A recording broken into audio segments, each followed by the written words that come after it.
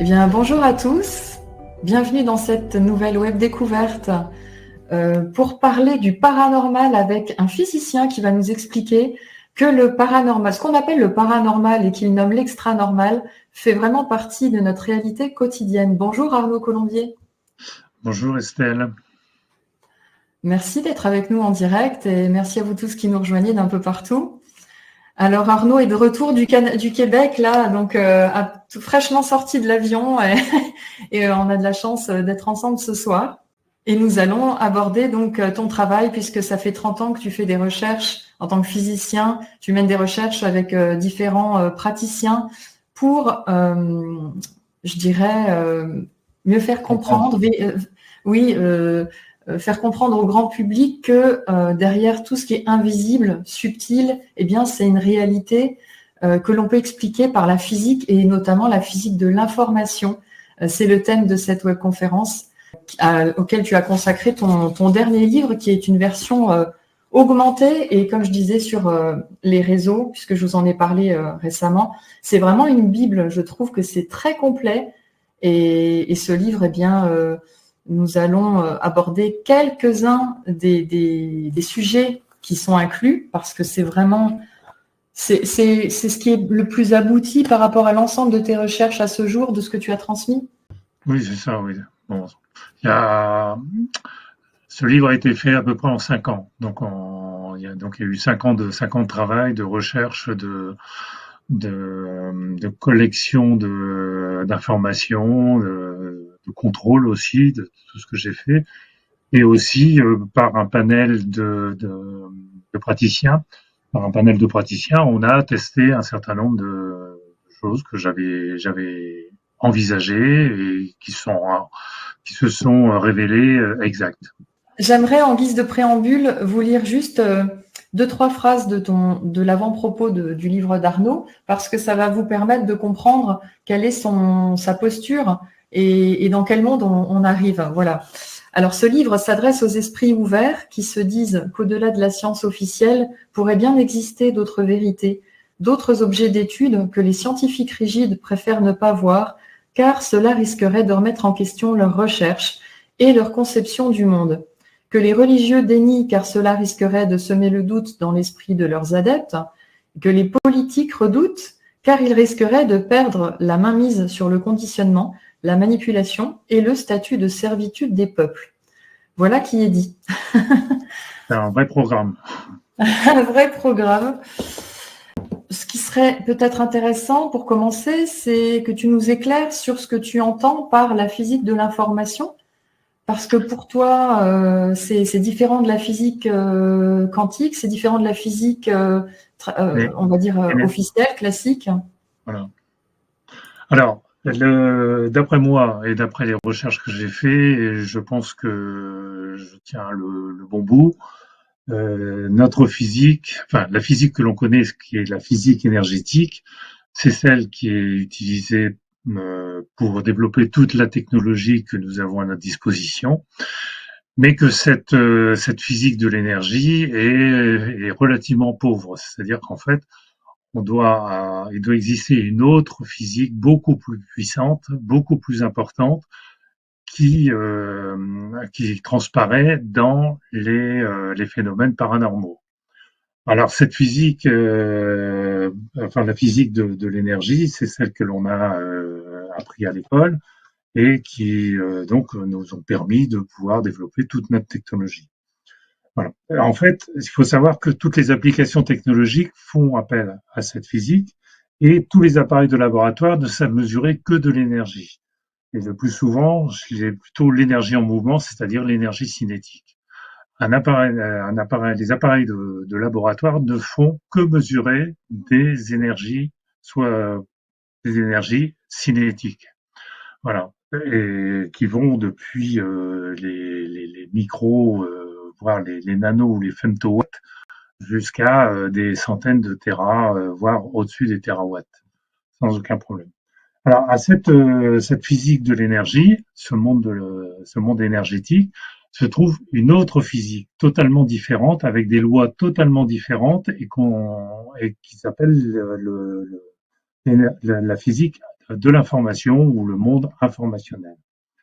Et ce monde de l'information est souvent mélangé avec la physique de l'énergie. C'est-à-dire qu'en fait, quand on va parler de ces informations, on va ramener ça à des mots, à des phrases qui sont de l'ordre de la physique de l'énergie. Je vais prendre un exemple très simple. Quand on dit, bah oui, je ressens des énergies négatives, ça n'existe pas. L'énergie négative n'existe pas, ou elle n'existe que dans un contexte bien précis, qui est l'antimatière. Et sinon, l'énergie négative n'a aucun sens dans le monde de l'énergie, dans le monde énergétique, la physique de l'énergie.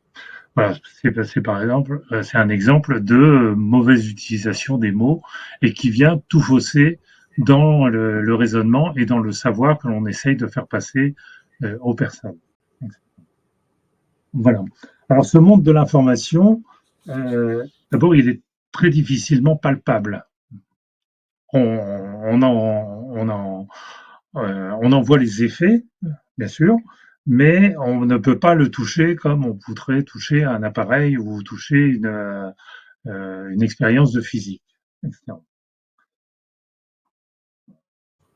Alors, il faut comprendre qu'une information, c'est très souvent lié à un support énergétique. C'est pour ça que ça complique aussi les affaires.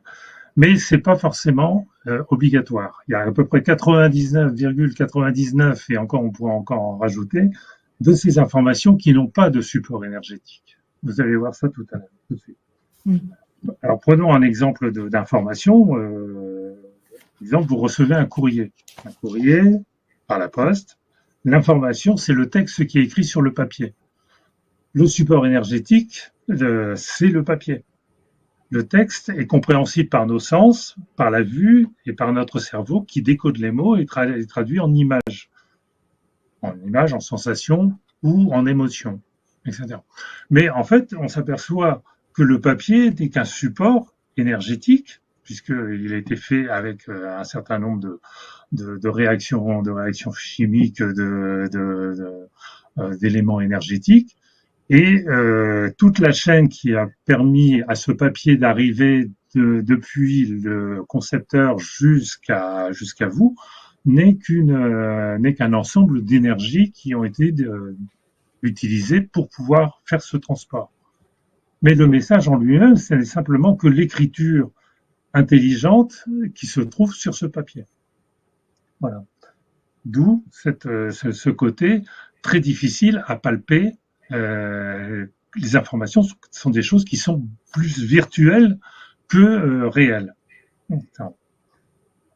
Le texte est écrit sur un support énergétique, donc l'encre, le papier, l'enveloppe et toute la chaîne énergétique qui est mise en route pour vous faire parvenir ce courrier depuis l'émetteur jusqu'à vous. Le process de la poste avec les personnes, les camions et toute la technologie qui est associée. Un exemple 2, quand vous appelez quelqu'un sur son portable, vos pensées sont l'information, l'exprimer par la bouche dans le combiné qui transmet les flux électriques nécessaires jusqu'à votre correspondant. Tout ça, c'est de l'énergie. L'information, elle est virtuelle. Elle est simplement dans la tête. C'est simplement un message, une pensée, un ensemble de mots qui sont enchaînés pour avoir du sens et pour être compris par votre correspondant. Et toute la chaîne énergétique, c'est-à-dire depuis l'utilisation de votre portable jusqu'à la sonnerie du portable de votre correspondant, n'est que de l'énergie qui est utilisée et qui est extrêmement importante. Voilà. Cette énergie est proportionnelle à la distance et à la quantité d'informations, c'est-à-dire le temps de la conversation. Alors maintenant, on peut se poser la question de savoir, mais qu'est-ce que c'est qu'une information? Alors, pour définir une information, c'est pas simple, parce que justement, on n'a pas beaucoup de mots pour en parler. Globalement, je pense que l'information, c'est une parcelle virtuelle d'un état ou d'une variation d'état. Elle émane de la matière par toutes les particules élémentaires, tous les amas de particules élémentaires, formant les atomes, les molécules, palpables ou pas, et toute la matière biologique, de la plus petite des bactéries aux êtres les plus complexes, tels que nous, tels que les animaux, les plantes, et sans oublier l'eau. C'est-à-dire qu'en fait, l'information, c'est quelque chose de virtuel qui existe dans la matière. Et la Mhm. matière est capable, et la matière est capable de pouvoir la formaliser et ensuite de l'envoyer vers d'autres éléments de matière qui sont soit les atomes, etc., quand on parle au niveau des particules, soit au niveau des molécules, soit au niveau des êtres humains, ou des entités, ou de l'eau, etc. Voilà. Donc l'énergie, elle véhicule l'information en fait dans la matière. Alors, l'information peut utiliser, dans beaucoup de cas, peut utiliser de l'énergie pour pouvoir se mouvoir. C'est le cas du portable, c'est le cas du courrier, c'est le cas de beaucoup de choses. Mais c'est pas nécessaire. L'information, elle est virtuelle et elle se promène toute seule, sans problème. On va le voir. Alors, l'information décrit donc une variation d'un état énergétique passé, présent ou venir. L'information s'échappe ensuite de son support énergétique pour rejoindre le cosmos immédiatement et à une vitesse infinie. C'est-à-dire qu'elle n'a pas de support, là, puisqu'elle a un support énergétique, on le verra, c'est limité à la vitesse de la lumière, c'est-à-dire à 300 000 km par seconde. Ce qui est très important quand on roule en vélo, par rapport à quelqu'un qui roule en vélo ou qui est à pied, mais c'est faible par rapport à la taille du cosmos et par rapport à ces choses immenses qui nous entourent. Donc ça, Et c'est donc, pour poser les bases un peu, en fait, parce que par rapport à tout ce qu'on va aborder, notamment les techniques, alors notamment, il faudra qu'on voit pourquoi tu appelles ça extra normal et non pas paranormal, parce que ça a une raison d'être. Et tout ce qu'on va pouvoir voir, on n'a qu'une heure ensemble, hein. C'est vrai qu'on pourrait en faire 10, je vous assure, mais c'est vrai qu'en une heure, on va essayer d'être synthétique. alors, en fait, si on part du principe qu'une une particule ou une molécule ou un atome ou un être humain ou une plante, etc., enfin une partie vivante, même une bactérie, est capable de générer des informations qu'elle va libérer et qu'elle va envoyer dans le cosmos, ça veut dire que tous ces supports sont doués de conscience et d'intelligence. La conscience étant justement, voilà. Et il faut revenir maintenant à la définition de la conscience et de l'intelligence. Alors, je vais commencer par la conscience, c'est relativement simple. La conscience, c'est simplement le traitement de l'information qui entraîne l'action. Alors, si tu pouvais passer le, le document sur l'intelligence, et je vous Oui. montrerai ensuite la différence avec l'intelligence artificielle. Si vous regardez sur la gauche, vous voyez stimuli externes, 5 sens externes. Ça veut dire quoi? Ça veut dire que quand on regarde, quand on utilise nos sens pour détecter quelque chose, ce sont d'abord les 5 sens, mais on a 12 à 15 sens différents, mais c'est les 5 sens principaux qui vont réagir et qui vont envoyer une information dans une espèce de grosse boîte qui s'appelle analyse de traitement des informations. Cette boîte, elle va comparer cette information avec un certain nombre de banques de données. La première, c'est les expériences. La deuxième, c'est les connaissances apprises qu'on a appris à l'école. L'expérience étant ce que l'on a acquis par le travail, si on peut dire. La troisième, ce sont les valeurs morales personnelles. La quatrième, c'est les savoirs acquis. Et ensuite, les valeurs morales sociétales. Et donc, ça, c'est un premier bloc de connaissances. Et ensuite, on a d'autres banques de données, par exemple la conscience, les expériences de vie antérieure, un lien avec, on va dire, la conscience universelle, qui est un petit peu cette source d'information qui nous dépasse énormément et qui nous envoie des informations par la télépathie et donc par l'intuition, le ressenti, etc. Et aussi toutes les informations qui sont mémorisées, qui ne sont pas réellement conscientes à notre niveau. Et le bloc de départ va analyser le traitement des informations et va essayer de sortir quelques scénarios. par exemple, si vous avez quelqu'un qui vous maltraite en faisant en faisant ou en disant des paroles qui sont pas agréables, les scénarios qui vont être générés par l'ensemble de toutes ces banques de données, ça va être peut-être la colère, ça va être peut-être de vouloir taper la personne, etc. Et donc, avant d'arriver à l'action, il y a un des scénarios qui va être utilisé et qui va générer une émotion. Si quelque chose vous a choqué, vous allez peut-être avoir une émotion de colère. Et c'est cette émotion de colère qui va générer une réponse normée et une action. L'action, c'est peut-être de répondre par des injures ou vouloir donner des coups à la personne. Voilà, ça c'est notre cerveau, c'est notre mode de fonctionnement de notre intelligence. Si si on a une intelligence, enfin si on a des banques de données qui sont très riches, peut-être que la réponse à donner, ça sera pas la colère, ça sera l'humour, c'est-à-dire de dévier le, le, le, les mauvaises choses qui sont générées par la personne nous, qui nous font du mal en un trait d'humour pour pouvoir désamorcer la situation. Voilà. Alors, ça, c'est une des premières choses où l'intelligence donc fait le traitement de l'information et entraîne derrière l'action. Et entraîne d'abord une émotion et cette émotion va générer l'action. C'est-à-dire que si on a imaginé que vous soyez dans une situation où vous avez extrêmement peur.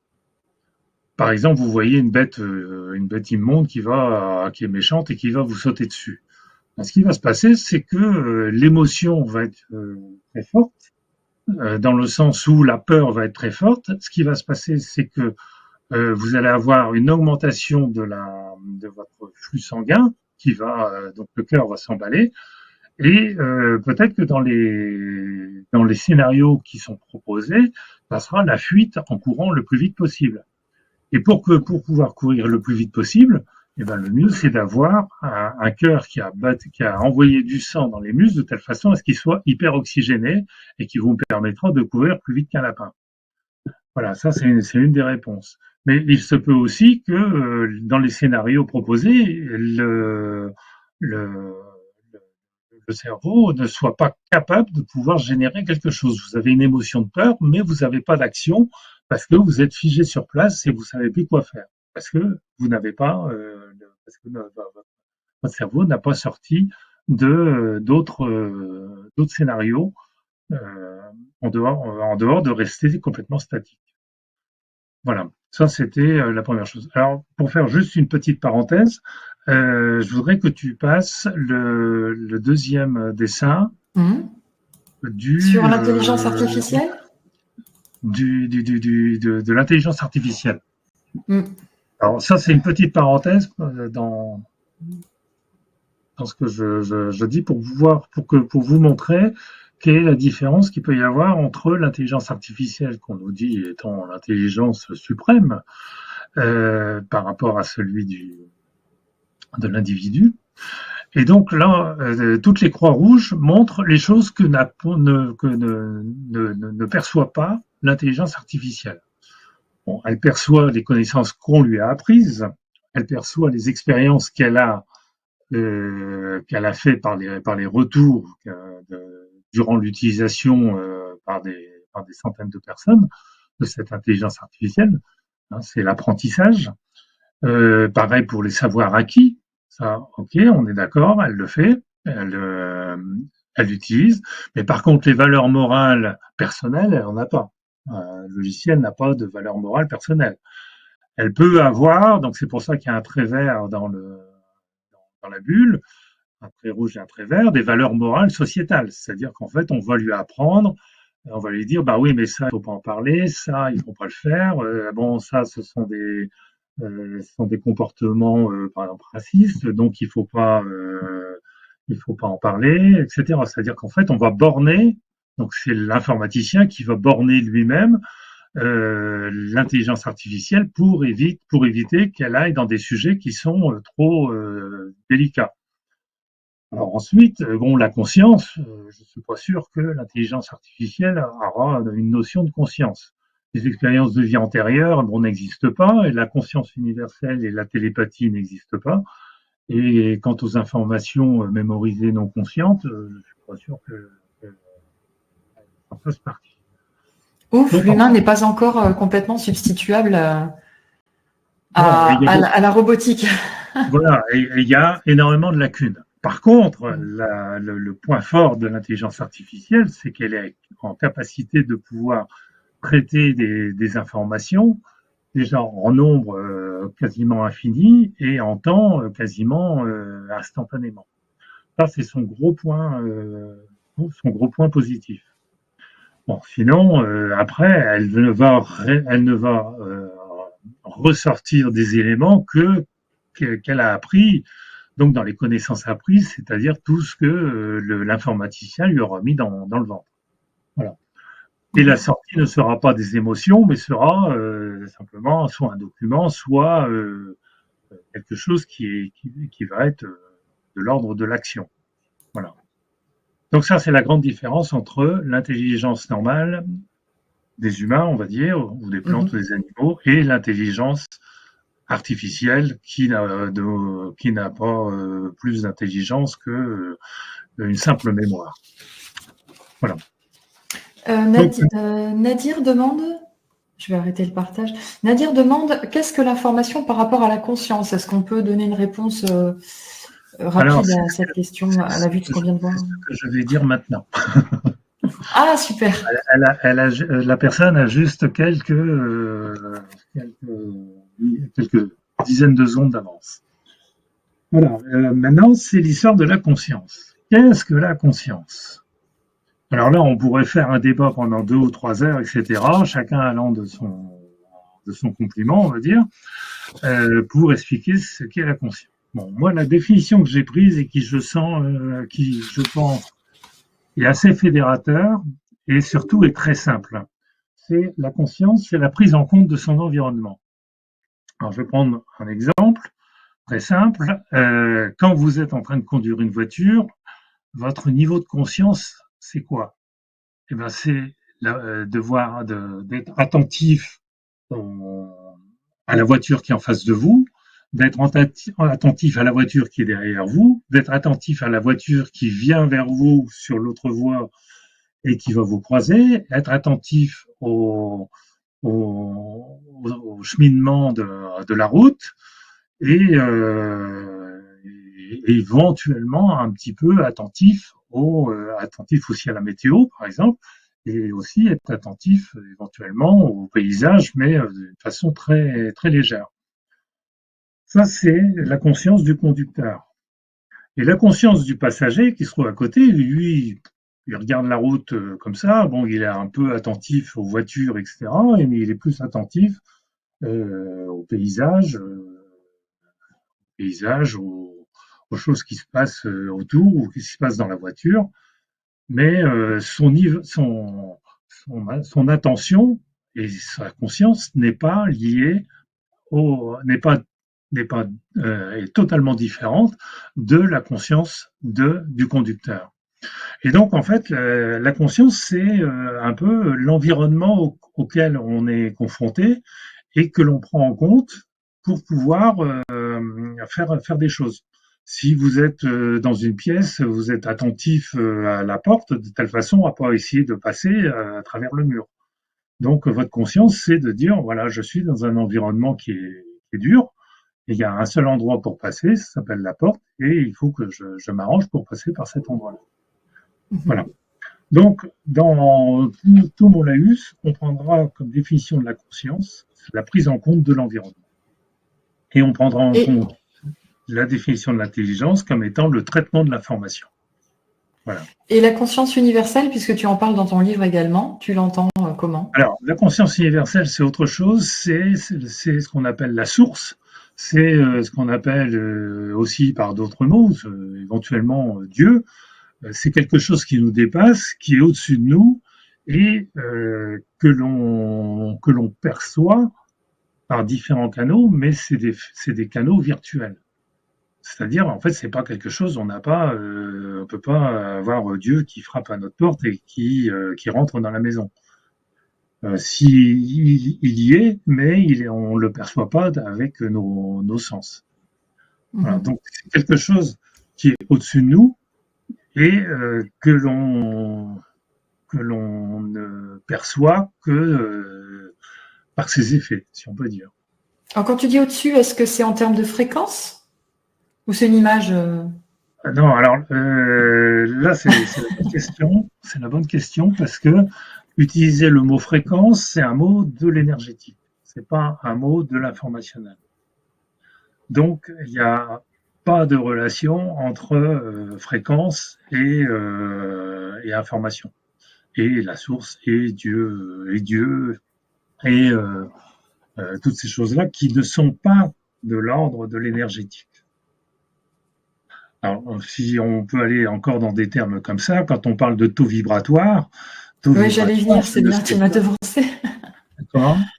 Tu m'as devancé puisque j'allais t'interroger justement sur la fréquence et la vibration. C'est des Voilà. termes qui c'est bon de dissocier, Alors, d'expliquer. le taux vibratoire, je ne sais pas ce que c'est. Un taux, c'est un pourcentage. Vous allez chez votre banquier pour négocier un prêt, il va vous dire je vous fais un taux à 3%. C'est un pourcentage. Vibratoire, ça fait appel à une vibration et la vibration fait appel à une fréquence. La fréquence étant le mode de mesure de la vibration. Alors maintenant, un pourcentage d'une fréquence, moi, je ne sais pas ce que c'est. Donc ça veut dire qu'en fait, c'est un terme qui a été inventé de toutes parts en utilisant des mots de l'énergétique pour essayer de parler d'un phénomène informationnel. Si on veut parler de taux vibratoire, si on veut trouver un terme qui s'approche le mieux, le taux vibratoire est utilisé pour parler d'une personne et de sa vitalité. C'est-à-dire que si par exemple on est en bonne santé, on va avoir un taux vibratoire qui est énorme, enfin, qui est important. Donc on a simplement qu'à utiliser le terme vitalité au lieu de parler de taux vibratoire. Et on sera plus cohérent en termes d'utilisation des mots. Voilà. Bon, je me suis déjà maintenant, je suis fâché avec la moitié des gens qui nous écoutent. Mais non. C'est aussi intéressant que tu nous apportes ce regard technique sur des mots qui sont peut-être galvaudés parce que voilà, dès qu'on touche à l'intangible, eh bien, on va utiliser des mots qui sont peut-être pas tout à fait toujours adaptés, mais on va vouloir signifier par presque des métaphores, voilà. Et c'est bon de ramener un petit peu de structure là-dedans. De rigueur dans l'utilisation des mots le problème, c'est que les mots, ils existent et ils sont utilisés depuis longtemps et pour changer ses habitudes, c'est un peu compliqué. Mais il faut revenir à une certaine rigueur. Mal nommer les choses, c'est apporter du malheur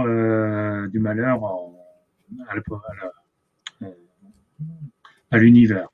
C'est pas de moi, c'est de Malraux, il me semble. Et comme le temps passe très vite, le temps passe très vite ensemble, je me permets de soulever quelques sujets que j'aimerais qu'on aborde, si tu es d'accord. Notamment, on est quand même dans une phase d'ascension. Alors, je vais dire ascension planétaire. Alors, vous l'entendez comme vous voulez, mais il y a quand même alors, qu'est-ce qui augmente au niveau de la Terre? C'est sa fréquence, sa vibration, du coup, par rapport au phénomène que nous vivons tous actuellement. Alors, la résonance de Schumann, c'est donc un monsieur Otto Schumann, tout à fait son nom, qui a découvert ça, enfin qui a découvert pas par l'expérience justement. Et il a fallu 10 ans pour que la théorie qu'il a développée soit prouvée et soit validée. La fréquence de Schumann, qui est une fréquence qui est liée à la Terre, aux caractéristiques physiques de la Terre, était à son époque de 7,83 Hz. C'est pas énorme. Mais cette fréquence était extrêmement importante puisque c'est ça qui nous synchronise, qui synchronise tous les êtres vivants et voire plus. Hein. Donc même, peut-être même le fonctionnement des différents cycles de la Terre.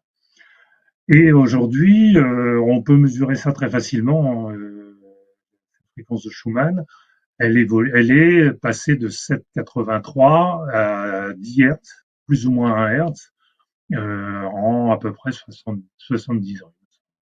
Bon. Donc ça veut dire qu'en fait, il y a une évolution, mais c'est normal parce que tous les phénomènes physiques évoluent, dans un sens ou dans un autre, soit ils augmentent, soit ils diminuent, etc. Mais est-ce qu'on parle d'évolution informationnelle en parlant de la fréquence de Schumann? Je sais pas. Je sais pas. Pour moi, ça reste un phénomène de la physique, mais ça n'a pas réellement d'incidence sur l'informationnel.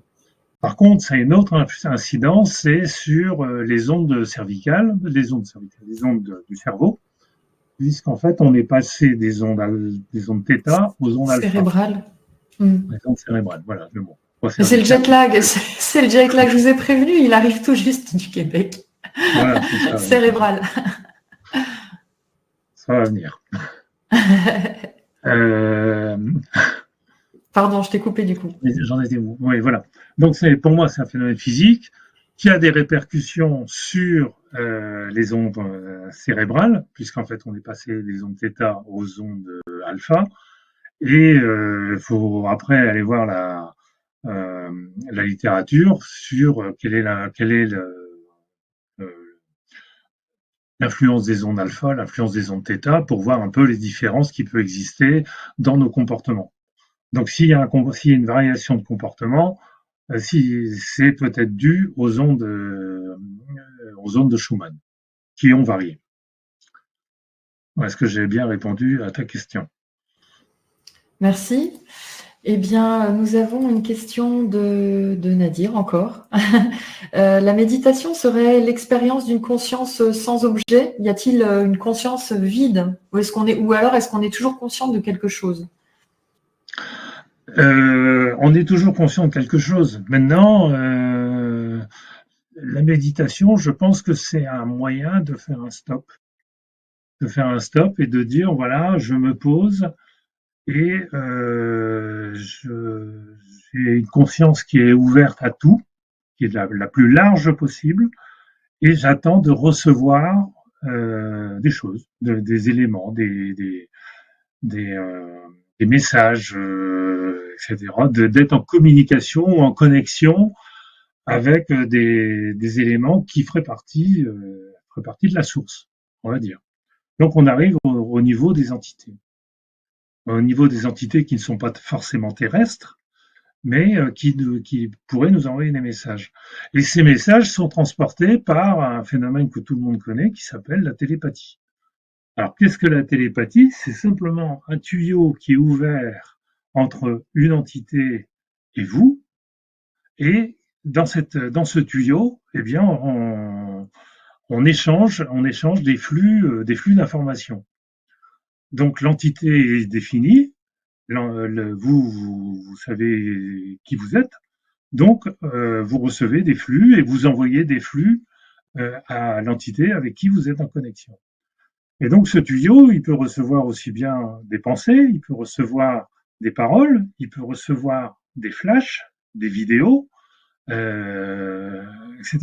Il peut tout recevoir. Après, ce sont des supports, simplement. C'est-à-dire que la vidéo, c'est un support d'information qui se matérialise par un film qui se déroule devant vos yeux, voilà, et d'une manière bien définie. Pareil pour les petits messages, les petites voix qu'on a dans la tête et qui nous disent fais ci, fais ça, appelle un cell, tiens, il y a quelqu'un qui pense à toi, tiens, voilà. Mets ça dans ta valise avant de partir. C'est vrai, des fois prendre un objet avant de partir, des choses comme ça. Oui, tout à fait. Et ça peut être Mm. aussi, tiens, on pense à quelqu'un qu'on n'a pas vu depuis des années, et pourquoi on pense à lui? Bah, peut-être parce qu'il nous a envoyé un message en disant, tiens, bah, je vais me connecter, je pense à un tel et je vais l'appeler au téléphone. Et vous vous apercevez que quelques temps après, ça peut être une heure ou deux ou le lendemain, vous recevez un coup de téléphone de la personne en question. Mhm, mhm. Donc, tout le monde a vécu ça.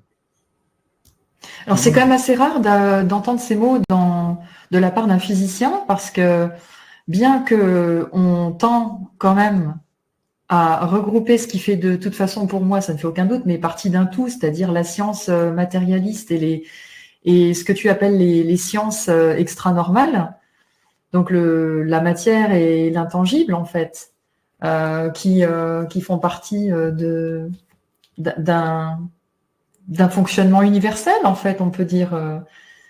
C'est quelque chose qu'on oppose encore. Alors, C'est pour ça que je dis que je suis surprise de la part d'un physicien parce que quand on dit j'entends mes guides, moi j'ai des proches qui m'aiment beaucoup qui me disent t'es folle, mais j'en ai. oui, mais ça aide à être folle, il n'y a pas de problème. Alors, si on va résoudre le problème du physicien très facilement. Mhm. Si vous demandez à un physicien ce qu'il pense de ça, lui, il va déjà penser au formatage qu'il a reçu. C'est-à-dire, en fait, à toute la connaissance qu'il a reçue, qu'il a acquis pendant ces années.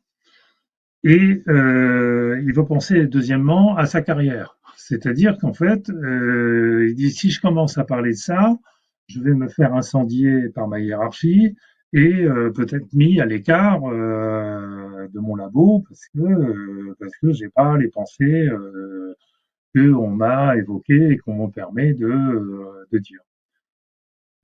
À partir du moment où vous rencontrez des chercheurs qui sont sortis, qui sont en retraite, donc qui sont sortis de leur labo et qui après ont leur droit de parole, bah, effectivement, vous apercevez que les gens, ils vous parlent de la même chose que ce que je vous dis, mais qu'ils étaient obligés d'occulter pendant leur vie professionnelle. Voilà, donc le problème est résolu. Voilà. Alors, on va quand même parler des entités. Bon, la Mhm. télépathie, je vous ai dit, c'est un lien qui permet que l'on ouvre, un tuyau que l'on ouvre entre une entité. Mais cette entité, ça peut être votre voisin, ça peut être une personne humaine, ça peut être votre animal préféré, ça peut être les plantes de votre maison. Quand quelqu'un dit, moi, j'ai la main verte, ça veut dire que Mhm. sans voir de signes sur la plante, par exemple, un flétrissement des feuilles ou des fleurs, etc., il arrive à dire, bah oui, tiens, tu manques d'eau, ou tu manques d'air, ou tu manques de lumière. Donc c'est ça la main verte, c'est de pouvoir Mhm. définir sans avoir de signe que il y a quelque chose qui ne va pas et que la plante est en demande de quelque chose. Donc elle est en connexion, alors l'entité plante est en connexion avec l'entité qui s'occupe de lui. Donc qui a ouvert ce tuyau et qui demande des nouvelles à la plante pour savoir si tout va bien. Voilà, mais ça peut être aussi avec son animal favori qui prend soin de vous. Et un animal n'a pas de maître, il a que des amis protecteurs et qu'il va protéger d'une manière ou d'une autre par son comportement. C'est très souvent que, par exemple, les chiens se mettent à la porte d'entrée quelques minutes avant que leur ami protecteur, leur maître, euh, arrive, arrive alors qu'ils n'ont aucune information pour savoir que le maître est arrivé. Mhm. Donc voilà, ils ont ce sens qui lui permet de dire bah tiens mon maître ou mon ami protecteur arrive et donc je vais l'accueillir à la porte. Idem pour les animaux qui ressentent les tremblements de terre et qui vont se sauver, se mettre à l'abri Mhm. pour éviter de se faire tuer et de subir le tremblement de terre. Alors, tous ces phénomènes, je voulais préciser, tous ces phénomènes, ils sont quand même expliqués vraiment en détail, avec des explications. Je vais agrandir, c'est mieux. Ils sont expliqués en détail hein, dans ce livre. On n'aura pas le temps de tout aborder, mais vraiment, vous allez trouver toutes les informations techniques, etc. Voilà. Alors, ce que je te propose, parce que je vois l'heure tourner, Oui, que tu passes le tableau de comparaison entre oui. la physique de l'information et la physique de l'énergie, et que je vais vous commenter. Et voilà. Voilà. Alors, la physique de l'énergie, l'énergie se transforme en matière par l'information. Là, je reviendrai avec un petit exemple simple. Qu'est-ce qui supporte cette physique de l'énergie? Ce sont les particules, les ondes électromagnétiques, et c'est ça qui est à l'origine de toute notre technologie. La vitesse de transmission de l'information est limitée par la vitesse de la lumière, donc la vitesse des particules qui est de 300 000 km/s. Cette physique de l'énergie, elle est liée au temps, et donc si c'est au temps, c'est aussi à la distance. C'est une physique qui est très très énergivore, on l'a vu avec ne serait-ce qu'avec le portable et toute la chaîne électromagnétique de transmission de l'information. Et donc les applications, c'est le téléphone, la télévision, les liaisons satellites, et j'en passe et des meilleurs. Pour la physique de l'information permet de transformer l'énergie en matière. Donc c'est une autre facette de la phrase que j'avais dit pour la physique de l'énergie. Les particules support de l'information ne sont pas nécessaires. Ça veut dire que l'information peut se promener au travers d'un support énergétique, comme on avait dit, le papier, le portable, etc. Mais c'est pas nécessaire. Ça peut être aussi la voix, bien sûr, mais ça n'est pas nécessaire. Elle se promène dans l'espace, dans la nature, sans support.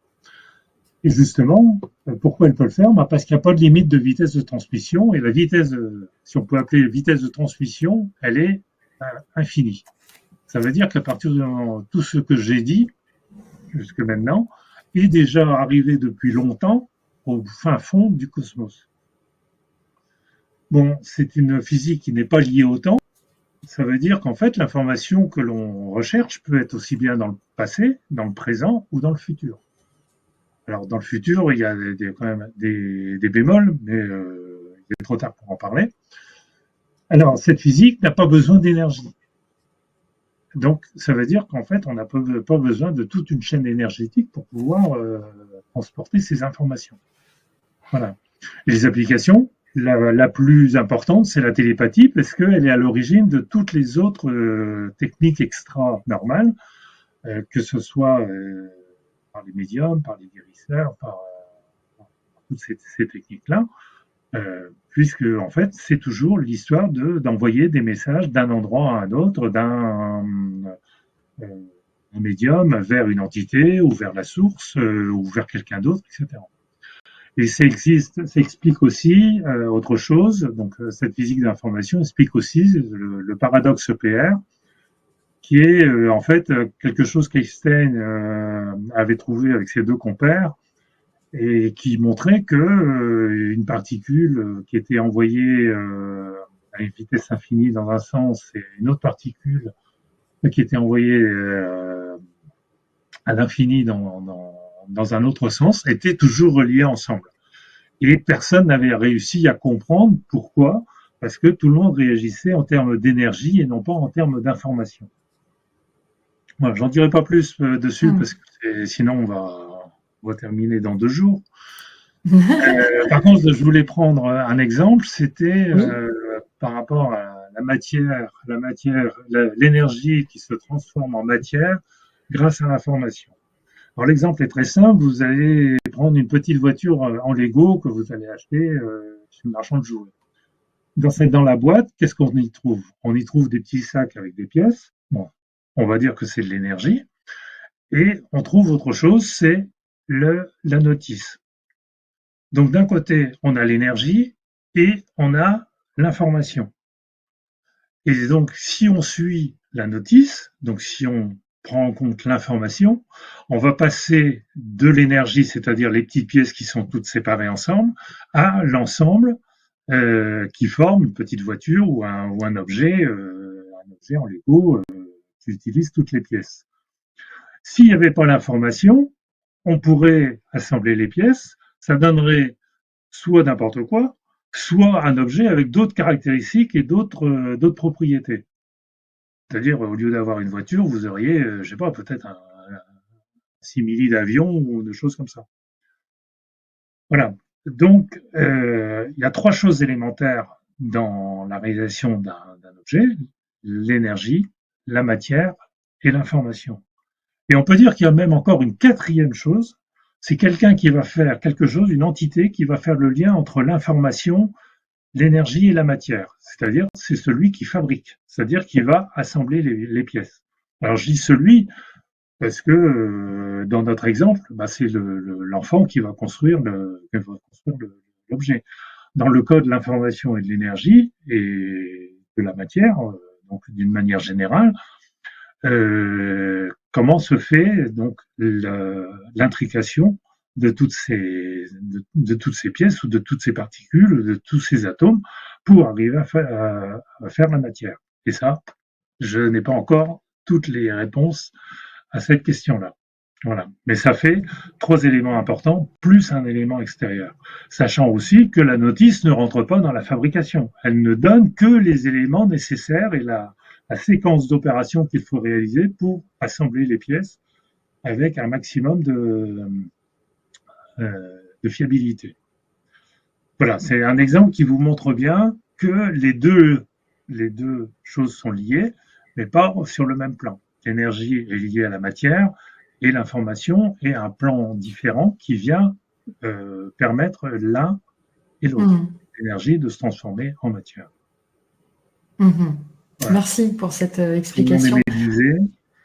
Alors, oui, voilà, ils absorbent tes paroles. Il y aura peut-être plus de questions après sous la vidéo. Mais, tu dis le temps n'existe pas dans le monde de l'information. On peut accéder à toutes les temporalités. Ça peut nous amener aussi à parler du phénomène de médiumnité. Quel est ton regard sur cette faculté? Alors la médiumnité, c'est très simple. C'est quelqu'un qui va se connecter à une personne ou une entité au travers d'un support. Le support le plus simple, c'est la photo de la personne, par exemple. Cette photo, elle sert simplement à donner la bonne adresse. Au même titre que quand on veut téléphoner à quelqu'un, on tapote le numéro sur le clavier de telle façon, ce numéro correspond au numéro du portable de la personne, du téléphone de la personne. Là, c'est pareil. Le médium va se connecter à une personne ou une entité. Ça peut être aussi une entité qui est décédée, bon, donc au travers de sa photo, mais ça peut être aussi quelqu'un qui fait partie de la mythologie ou des religions. Par exemple, on peut se connecter avec un saint, avec des entités beaucoup plus puissantes, si on peut dire, enfin bref, ou beaucoup plus valorisantes, etc. Voilà. Donc, il faut déjà se connecter avec la bonne personne. Ça, c'est la première des choses. Et c'est extrêmement important. Après, elle va échanger avec elle. Et elle va échanger par un questionnement qu'elle va poser à la personne et donc en attente de réponse. Et ces questions peuvent...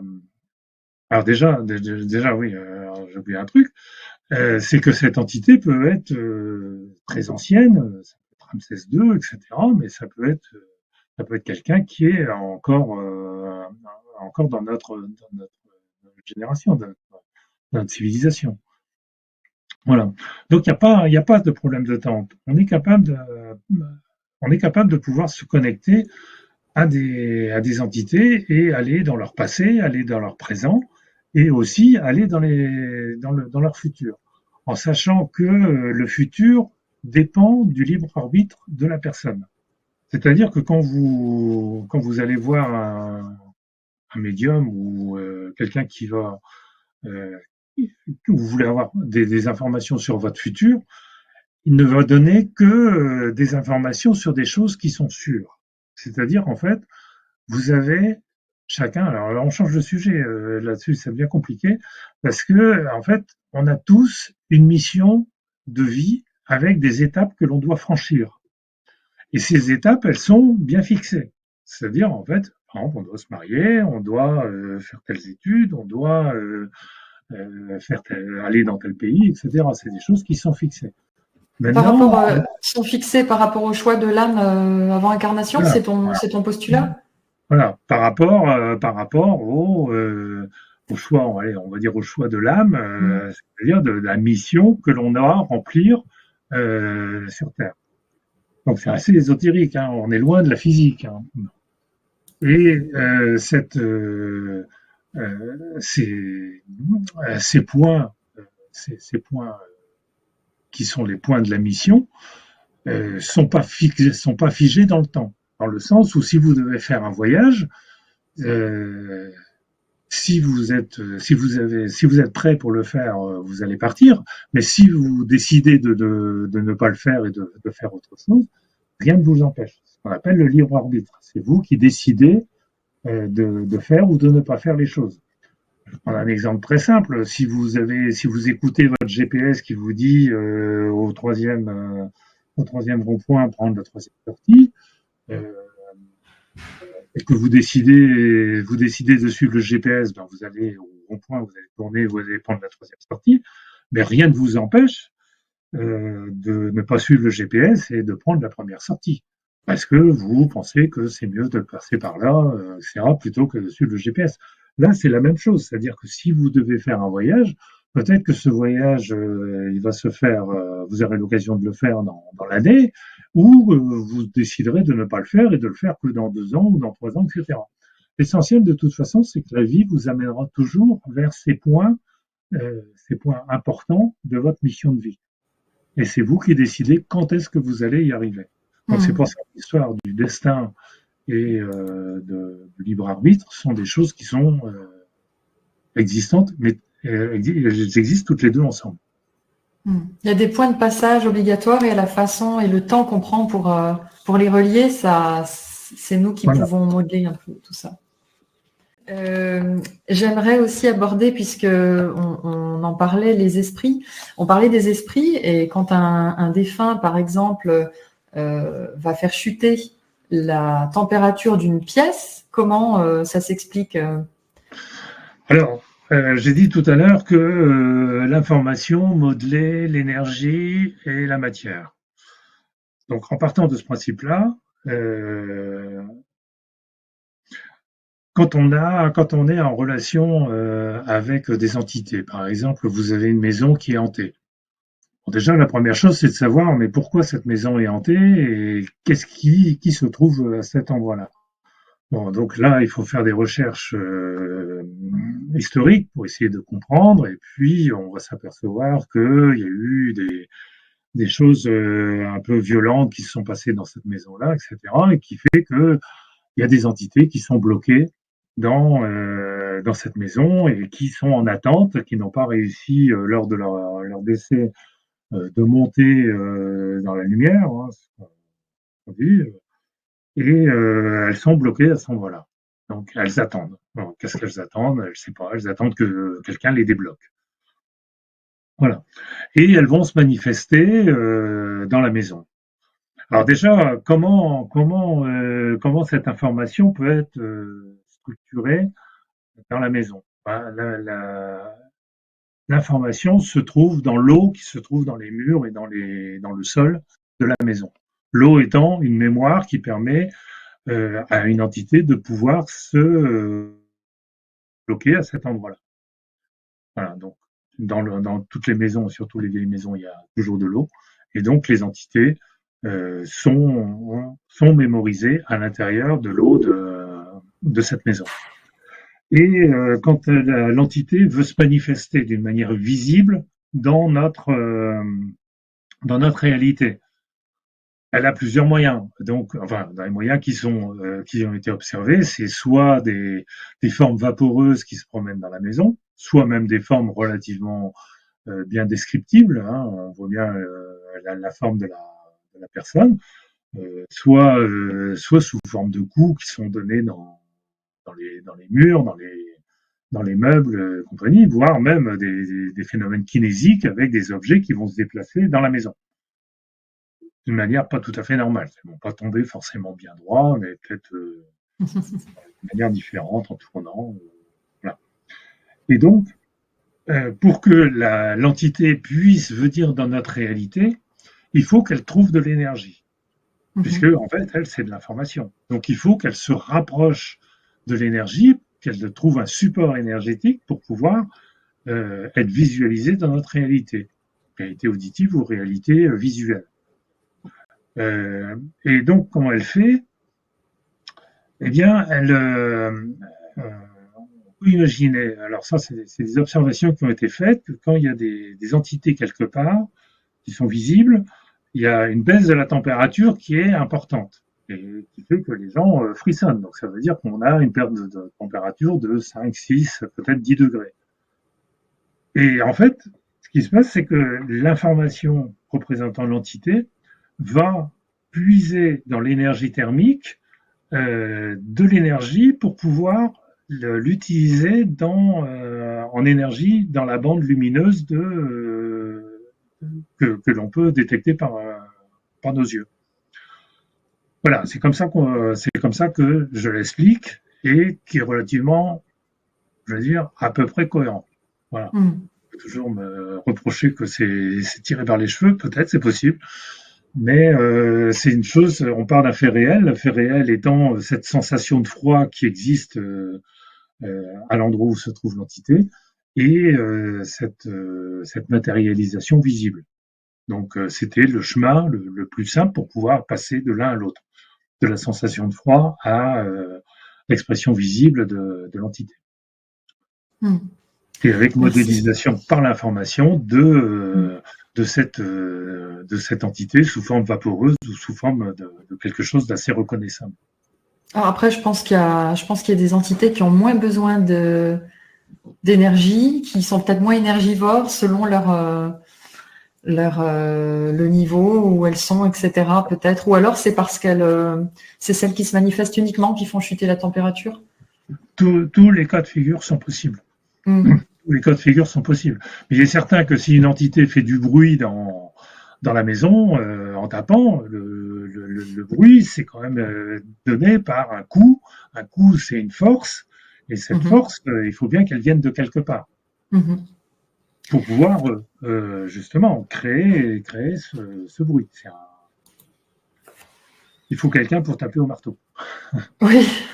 Alors, on a parlé de médiumnité, de télépathie, et en ce qui concerne l'utilisation du pendule, est-ce que l'utilisateur du pendule influence lui-même le mouvement ou pas? C'est une question qui est souvent posée.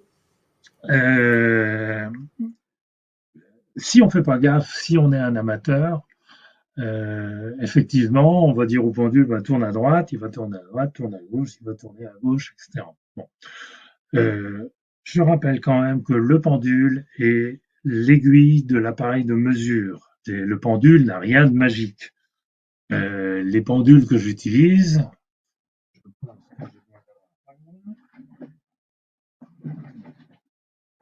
le pendule était à côté des chapeaux. Pour celles qui trouvent que j'ai une belle collection de chapeaux. Alors, vous avez ce type de pendule qui est un peu plus haut, ouais. Voilà, un peu plus haut. C'est un bout de plastique.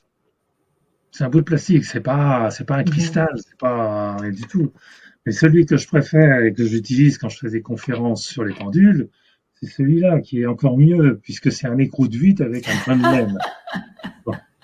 Alors, et ça marche très bien, parce que y a rien de magique dans l'écrou de huit, et il y a rien de magique dans la laine, dans le brin de laine. Ça n'est pas là. Ça n'est que comme je le disais, ça n'est que l'aiguille de l'appareil de mesure.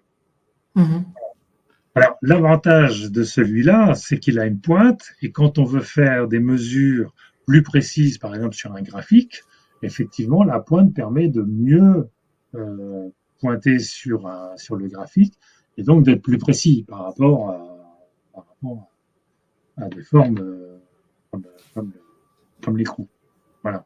Alors, si on demande au pendule de tourner à droite, tourne à droite, et tac, il va tourner à droite. Si on demande de tourner à gauche, il va tourner à gauche. Ah oui, hop, pardon, excusez-moi.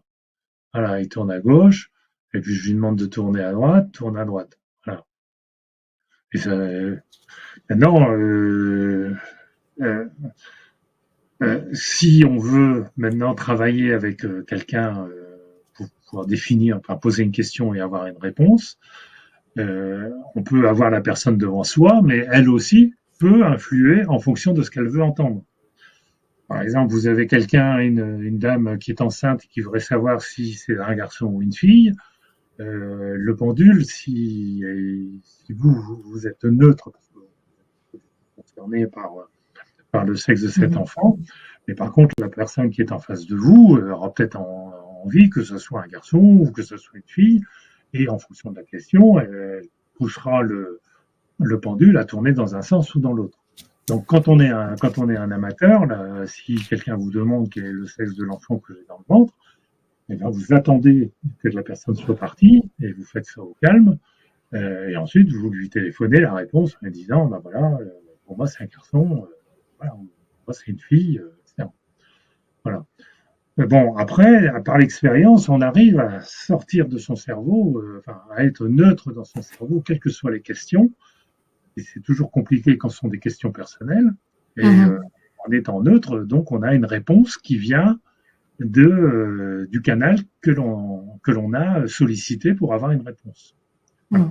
En fait, avant de poser une question, on dit bon ben voilà, je vais poser une question à mon guide pour savoir si telle question est pertinente ou pas, par exemple. Après, on peut faire des vérifications en modifiant la question pour essayer de croiser les informations. Voilà. Alors là aussi, il faut savoir aussi poser des questions les plus discriminantes possibles. Donc, je vais prendre un exemple très simple. Bon, vous cherchez un objet qui est perdu dans votre jardin et dans votre maison. Les clés de la voiture. Si vous posez la question, est-ce que l'objet est dans la maison? Il vous répond oui. Donc vous dites il est dans la maison. Puis après, vous avez posé la question, est-ce que l'objet est dans le jardin? Il vous répond oui aussi. Donc vous dites, c'est de la connerie, là. Il m'a raconté des carabistouilles. Ils me disent, donc il y a quelque chose qui ne va pas. Mais oui, mais la maison est déjà dans le jardin.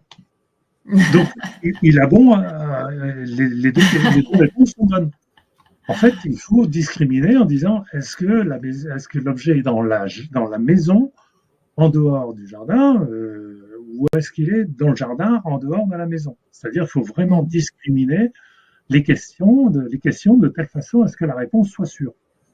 Et à partir de là, on arrive à faire des choses extrêmement intéressantes et avoir une fiabilité dans les réponses. Et tu évoques la glande pinéale comme étant l'outil de réception et d'émission des informations.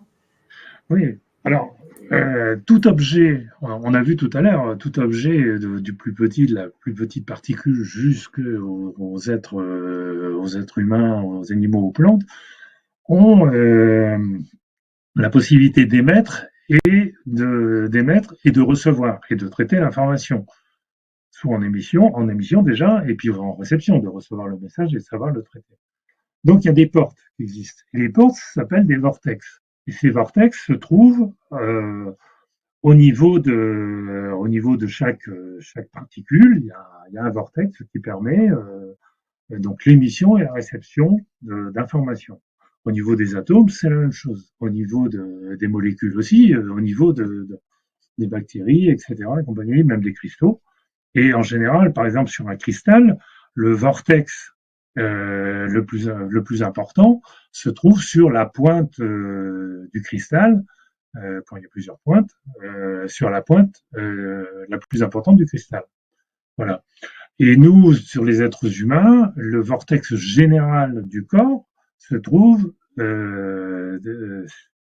d'après ce qu'on a déduit, dans la glande pinéale.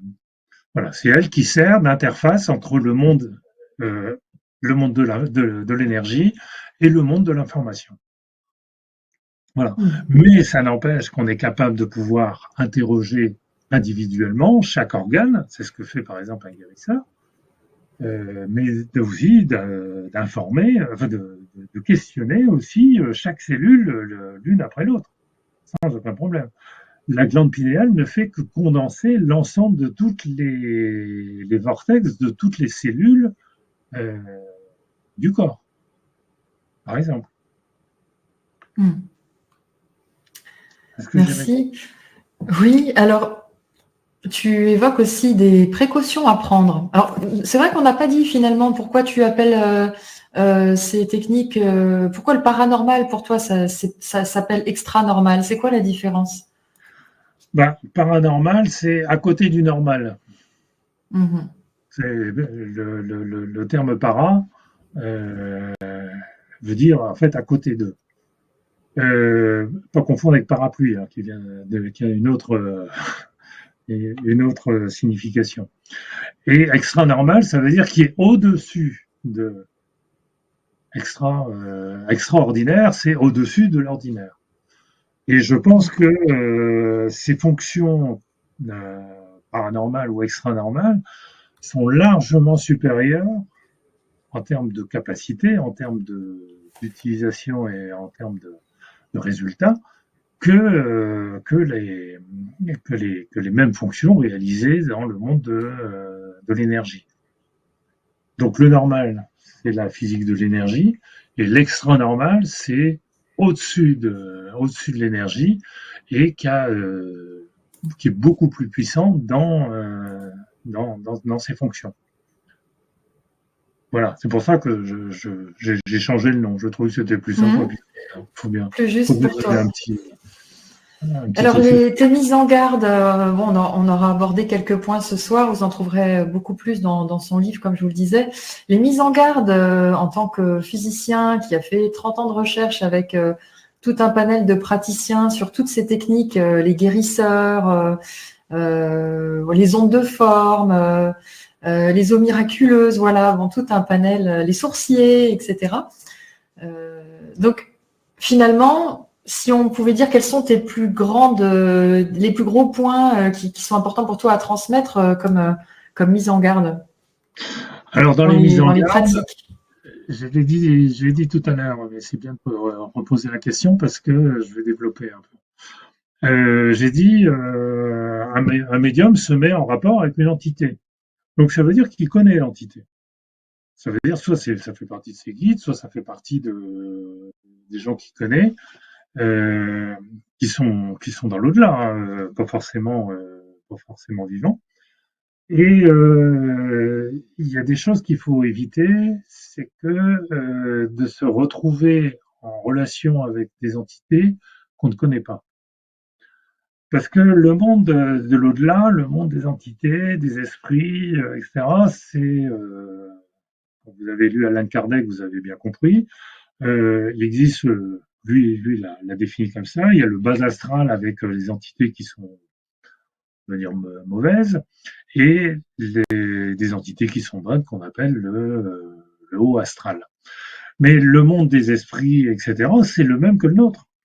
C'est-à-dire qu'en fait, on a toute la gamme de gens qui sont malveillants, qui sont pervers, etc., mais aussi qui sont bienveillants, qui nous veulent que du bien et compagnie. Et puis, il y a certainement aussi un monde du milieu avec des gens qui sont ni l'un ni l'autre, qui sont les deux, suivant l'heure du jour ou leur bonne, euh, leur mauvais caractère, etc. Voilà. Donc, le monde des esprits, c'est le même. Et si on fait pas gaffe, et si on s'adresse à n'importe quel esprit, on peut avoir des problèmes derrière. C'est-à-dire que l'esprit va essayer de s'incorporer dans notre corps, prendre possession de notre corps, et puis nous apporter que des problèmes. Alors ça se retrouve chez les gens qui sont schizophrènes, par exemple. Les gens qui sont schizophrènes sont des gens qui sont en relation et qui n'arrivent pas à maîtriser avec des esprits qui peuvent leur demander de faire des exactions qui sont en dehors du cadre législatif que l'on a dans nos pays. Tuer son voisin, aller faire des choses qui sont pendables. Et effectivement, bon, la psychiatrie a classé ces gens dans les malades. Alors que peut-être que si on les soignait par l'utilisation, au savoir des médiums et compagnie, on pourrait Mhm. arriver à les sortir de cette Bien sûr, les possession. maladies mentales. J'avais fait un article là-dessus, parce que Stéphane Alix et Natacha Calestrémé, à travers leurs livres, ont donné quelques chiffres, voilà, et j'ai plus en tête, mais je crois que 90% des personnes en Asie psychiatrique, en fait, c'est un problème d'origine tel que tu viens de l'évoquer, en fait. Une non-maîtrise des mondes subtils, on va dire ça comme ça. On reçoit des informations. Vérifier le chiffre, hein, parce que j'en suis plus sûre. Il faut savoir qu'on a, je prends toujours l'idée du curseur, on a toujours un curseur qui dit, je- avec deux bornes, rationnel, irrationnel. Enfin, rationnel ou alors énergie, information. Et ce curseur, on vient le faire balader entre l'un, entre l'autre, et on se met plus ou moins soit à l'extrémité, soit au milieu, etc. Ça veut dire que si vous le mettez côté rationnel, ça veut dire que tout ce qui est information, tout ce que j'ai raconté, c'est des conneries, ça vous intéresse pas.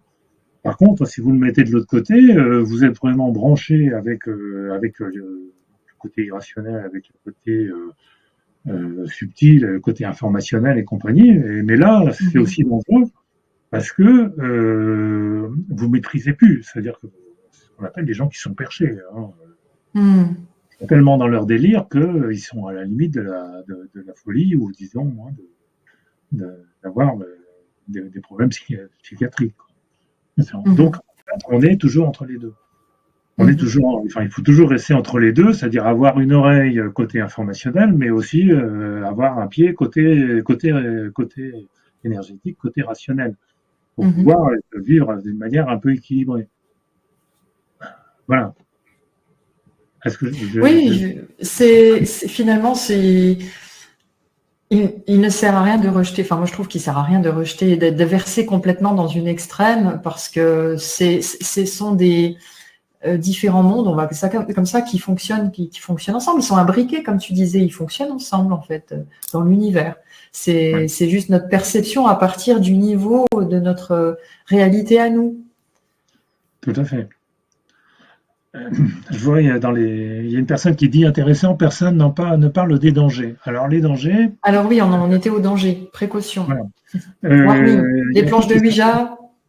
alors voilà, il y a des trucs qui s'appellent la planche Ouija, qui est même vendue comme jouet à des Ah, c'est enfants. horrible. Mm. Et les gens qui vendent ça se rendent pas compte de à quoi ils jouent. À quoi ils jouent avec les enfants qui vont s'amuser avec ça. Ouija, justement, par rapport au médium dont je parlais, qui est vraiment branché avec une entité qu'il connaît, Ouija, vous essayez avec la planche de la faire parler, de vous connecter avec un esprit que vous ne connaissez pas. Et pour discriminer si c'est un esprit taquin qui veut vous emmener vers le bas astral ou si c'est un esprit bienveillant, c'est extrêmement compliqué. Et pour des enfants, alors là, c'est même pas la peine de chercher. Ils vont se faire des peurs énormes par ce qu'ils vont entendre, parce qu'ils vont décrypter comme message par ce type de choses. Donc, ne jamais utiliser ces trucs-là, ne jamais utiliser aussi tous les symboles sataniques qui puissent exister, et je peux vous dire qu'en ce moment, ça foisonne à l'heure actuelle. Laissez ça aux gens qui veulent jouer avec ça et qui vont en subir les pires conséquences. Restez dans des utilisations avec des guides, des entités que vous connaissez et avec qui vous avez beaucoup de bienveillance, enfin, avec qui vous avez de la bienveillance. Et eux, si par exemple ce sont des gens de votre famille qui sont décédés, des gens qui avaient de la bienveillance pour vous. Et c'est le moyen d'être sûr de ne pas tomber dans des pièges. L'intention de départ n'est pas la même que lorsqu'on veut, par exemple, satisfaire de la curiosité, se faire des petites frayeurs ou obtenir plus de pouvoir. L'intention n'est pas du tout la même. Donc, on attire. Enfin, il y a quand même Une résonance, au niveau de la physique, comment on peut expliquer? Parce que on a quand même affaire à des choses qui sont en résonance avec peut-être l'intention ou les émotions qu'on a à un moment ou notre taux vibratoire. Qu'est-ce que tu en penses? J'ai pas bien compris la question. C'est-à-dire que, par exemple, une planche de Ouija, ça va probablement attirer des entités de ce qu'on appelle du bas astral. Bon, après, on va pas tout définir, mais c'est sûr que c'est peut-être pas l'archange Michael qui va venir avec la planche de Ouija, quoi. Je veux dire, l'intention et la fréquence, enfin, pardon, la vibration de la personne dans son intention et dans ce qu'elle est, va peut-être nous mettre en rapport avec des types d'entités aussi. Oui, alors bon, effectivement, il y a des gens qui veulent être aller vers le bas astral pour différentes raisons. Donc c'est ce qu'on appelle les satanistes, hein, les gens qui veulent essayer de faire de la magie noire. Parce que la magie noire existe bien, hein, ça marche très très bien. Comme la magie blanche. La magie blanche étant liée à la bienveillance et la magie noire à la malveillance. Donc des gens qui veulent faire de la magie noire, bon, mais comme on dit, le diable attend toujours son dû. Ça veut dire que si vous voulez faire de la magie noire pour obtenir des choses ou pour nuire à quelqu'un, il y a toujours un prix à payer. Et ce prix à payer, il va falloir le subir. Donc, si vous faites ça en étant un peu innocent, vous allez vous le subir malgré vous. Et ça peut avoir des conséquences extrêmement importantes. Vous pouvez être amené au suicide, etc., ou à des cas psychiatriques extrêmement complexes, extrêmement compliqués. Alors, en dehors de toute croyance ou morale, c'est parce que ça contrevient à des lois de la vie, des lois universelles. C'est pas juste des choses qui se véhiculent en termes de croyances. Non. Voilà. Non, c'est pas de la croyance, c'est de la réalité. C'est de la réalité. Et il y a un proverbe qui dit un bienfait n'est jamais perdu, mais un malfait se paye toujours. Ça, c'est moi qui l'ai rajouté. Ça veut dire que si vous faites des bonnes actions, un jour ou l'autre, vous aurez un retour positif. Hein, vous serez dans la merde et puis il y a quelqu'un qui va venir vous aider. Parce que précédemment, vous avez fait les bonnes actions. Par contre, si vous faites une crasse à quelqu'un, un jour, vous serez dans la merde et puis le mec, c'est le seul qui va venir vous voir. Pas vous aider, vous voir. Et là, il va vous faire payer le fait que quelques années précédentes, vous l'avez fait du mal. Nathalie commente, oui, il faut être très prudent car il y a une véritable naïveté spirituelle. Le monde des morts est encore un monde de mensonges et d'illusions comme dans le monde des vivants. Hein, ce qui est en haut et comme ce qui est en bas. Tout à fait. Bonjour Nathalie. Et Claire demande, mais je pense pas qu'on soit dans le cadre des ce que tu appelles les techniques extranormales, mais est-ce que tu as quelque chose à dire sur l'étude des lignes de la main et la numérologie? L'étude des lignes de la main, elle est codifiée. La numérologie aussi, c'est des choses qui sont codifiées. Bon, maintenant, qui l'a codifié, comment a-t-il fait, sur quelle base c'était fait, là, je sais pas. Voilà. Bon, ça fait pas partie des techniques extra-normales. Oui. Et alors, j'ai beaucoup aimé ce que tu dis, que voilà, c'est les facultés, on va dire, intangibles, pour regrouper sous ce terme-là. Tu dis que ça devrait être carrément intégré au CV, ça devrait être carrément favorisé dans l'éducation, tout au moins de ne pas les brimer puisque c'est naturel, et de les laisser se développer, de les encadrer et finalement de les maîtriser plutôt que d'en avoir peur. Et moi, je trouve ça génial l'idée que tu donnes et je pense que c'est en train de se faire quand même, des entreprises tout doucement, mais des entreprises qui recruteraient en fonction des spécialités de chacun, notamment dans les domaines justement qui appellent à l'intuition, aux enquêtes, à la recherche. On sait déjà que la police fait appel à des médiums ou à des radiesthésistes. Ça, c'est pas nouveau. Ou les hôpitaux, les barreurs de feu, c'est vrai. Oui. Je parlais des enfants. Les enfants, jusqu'à 7 ans, c'est-à-dire jusqu'au moment où ils sont bien formatés par notre éducation nationale, voient des choses. Ils ont l'esprit très ouvert, ils ont la vision très ouverte, et c'est pas rare qu'un enfant dise bah tiens, il y a un monsieur avec un chapeau là dans le salon, et il le montre avec son doigt. Alors, au niveau des parents, c'est très compliqué parce que soit ils disent, enfin, ils prennent peur et ils disent à l'enfant mais arrête de dire ça, c'est des mensonges, il y a rien, etc. Et l'enfant ne comprend pas parce que d'un côté il voit quelque chose et de l'autre côté on lui dit que c'est des mensonges. Et donc en fait il y a il a un problème qui risque de traîner pendant très longtemps, même peut-être l'adolescence, voire même dans sa vie complète,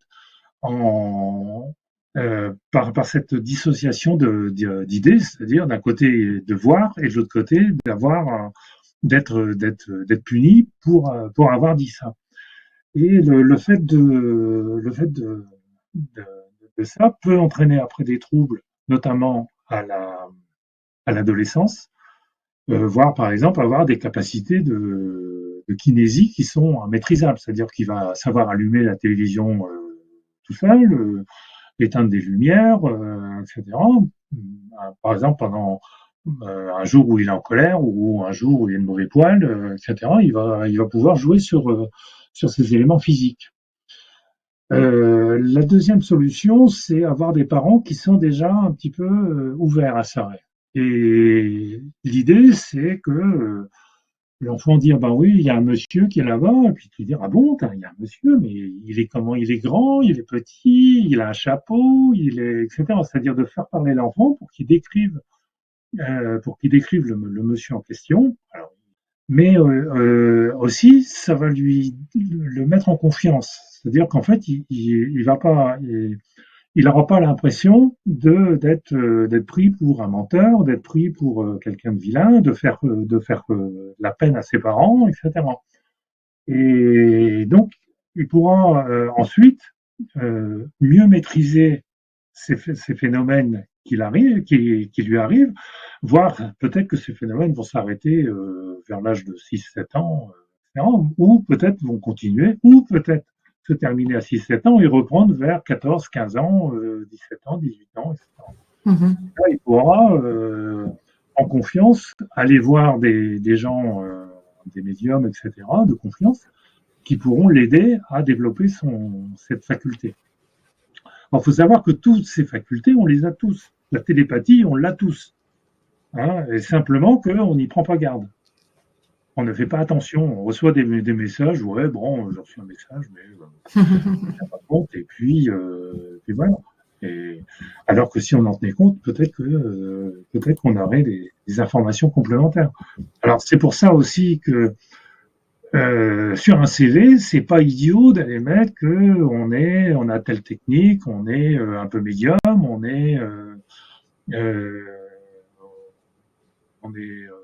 sait faire de l'hypnose, etc. Parce que ça peut éveiller chez le recruteur des postes à pourvoir. Par exemple, si vous êtes guérisseur, il peut très bien vous intégrer dans l'équipe de secours de l'entreprise, par exemple. Mm-hmm. Parce que vous avez une possibilité peut-être de vous connecter avec la personne et de soulager les douleurs qu'il a, par exemple. Voilà. Si vous êtes sourcier, vous pouvez très bien aller porter votre candidature au service des eaux de votre ville. Vous serez accueilli à bras ouverts parce que ça coûte moins cher de demander à un sourcier d'aller avec ses baguettes chercher une canalisation ou un courant d'eau que de sortir l'usine à gaz de matériel technologique qui a une fiabilité peu importante pour faire le même boulot.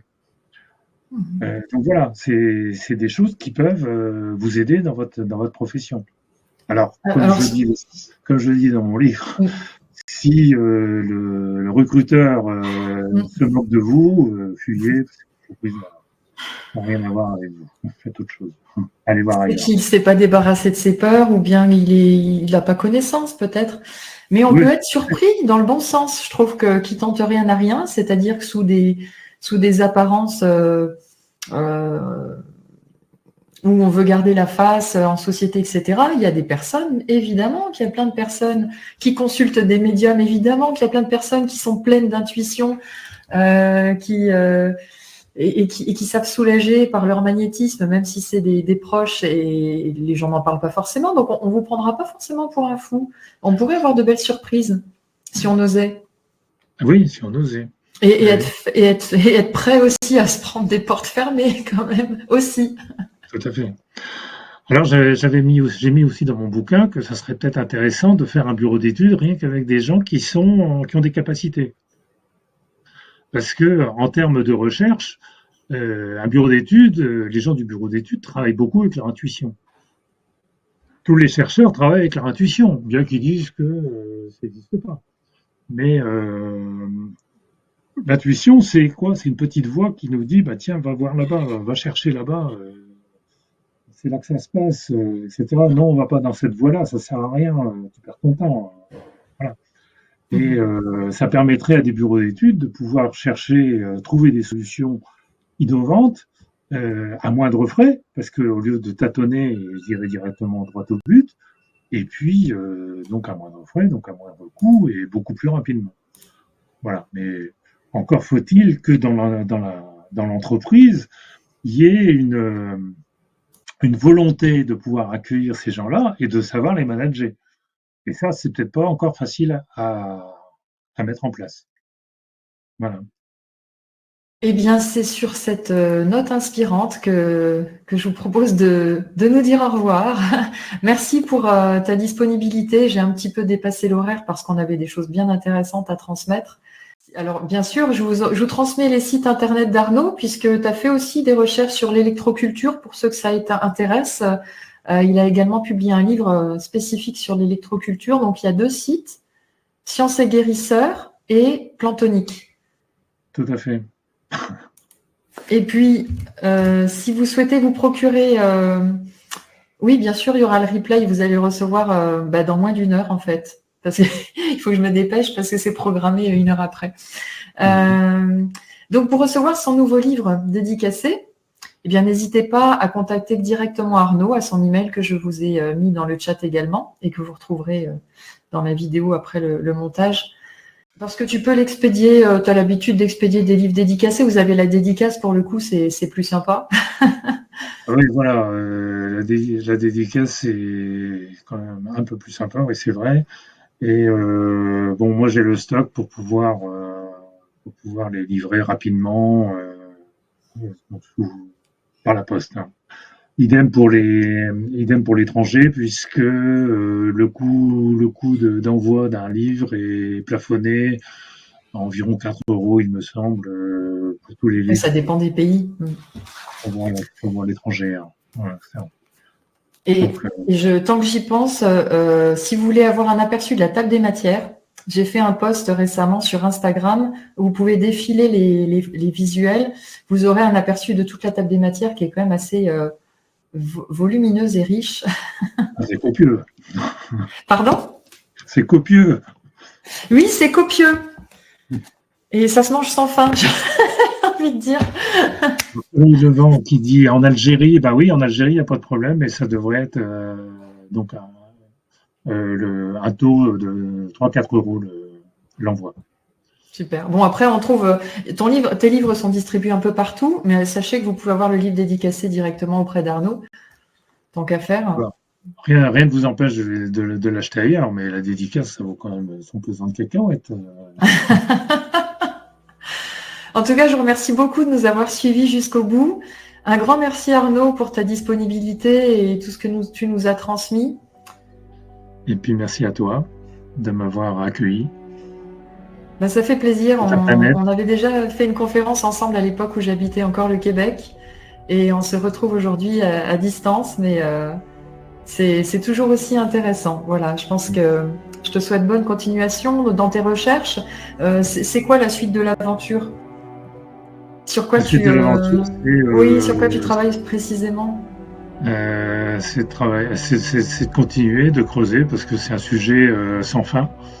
Et donc, de continuer avec mon panel de gens qui ont ces facultés pour pouvoir améliorer encore les connaissances et puis surtout comprendre et vulgariser, c'est vulgaire, hein, vulgariser pour pouvoir faire comprendre au plus grand nombre que ces techniques, elles sont incroyables, elles sont merveilleuses. C'est un pan de l'univers qui vaut le coup d'être découvert et qui permet aussi d'être utilisé pour guider sa vie. Et ça, c'est hyper important. Et ne plus les diaboliser en apprenant à les connaître. Oui. Voilà. Mais sur ce, merci beaucoup à tous. Merci à toi, Estelle. Bonne soirée et au plaisir de se retrouver. Merci. À bientôt. Au revoir. Au revoir. Merci Arnaud.